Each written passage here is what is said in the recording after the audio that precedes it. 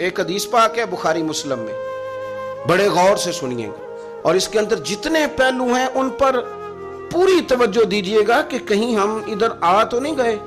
رسول پاک صلی اللہ علیہ وسلم نا ہمارے لیے سب سے بڑے حکیم ہیں، سب سے زیادہ حکمت حضور نے ہمیں بتلائی ہے کہ اس رستے چلو گے تو بچو گے، اس رستے جاؤ گے تو ہلاک ہو جاؤ گے۔ نبی کریم علیہ السلام نے فرمایا، بخاری مسلم میں فرمایا، 7 ہلاک کرنے والی چیزوں سے بچنا، اگر ان میں تم چلے گئے تو ہلاک ہو جاؤ گے۔ 7 چیزیں ہیں جو تمہیں ہلاک کر دیں گے، برباد ہو جاؤ گے، تباہ ہو جاؤ گے، ہلاکت کا سفر ہے یہ، 7 چیزوں سے بچو۔ یا رسول اللہ صلی اللہ علیہ وسلم وہ کون کون سی؟ تو حضور نے فرمایا، اللہ کے ساتھ شریک نہ کرنا، ہلاک ہو جاؤ گے۔ دوسرا نبی پاک صلی اللہ علیہ وسلم نے فرمایا، جادو نہ کرنا، ہلاک ہو جاؤ گے، ہلاک۔ اور یار جسے حضور فرما رہے ہیں ہلاک ہو جائے گا، وہ بچے گا؟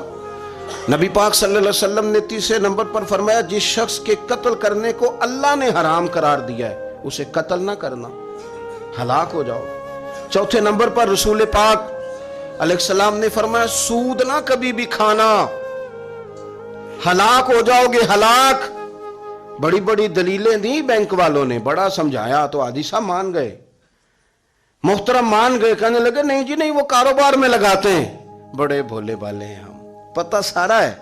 اور دیکھو سب کاموں کے باوجود مستقل بینکوں میں پیسے اس اکاؤنٹ میں رکھے ہوئے ہیں جہاں سے مستقل سود آتا ہے۔ حضور نے فرمایا، نہ کرنا یہ کام۔ تو کہتا ہے میں سود پہ پیسے لے کے کاروبار چمکاؤں گا، تیرے نبی پاک نے تو فرمایا تو ہلاک ہو جائے گا۔ تو کہتا ہے میں میل لگاؤں گا، حضور نے تو فرمایا ہلاکت ہے۔ تو کہتا ہے میں بڑا کچھ کر جاؤں گا تو ہلاکت ہے۔ اچھی طرح سمجھ لیں، اصل مال بھی ضائع ہو جاتا ہے اس بندے کا جو سود کا مال ملا لیتا ہے، اصل برکت بھی اڑ جاتی۔ اور میرے نبی پاک صلی اللہ علیہ وسلم نے 5ویں نمبر پہ فرمایا، یتیم کا مال نہ کھانا، ہلاک ہو جاؤ گے، نہ کھانا ان کا مال، یہ کروڑوں ہو، اربوں ہو یا 10 روپے ہو، یتیم کا پیسہ نہ کھا جانا، ہلاک ہو جاؤ گے، ہلاکت تمہیں آ لے گی۔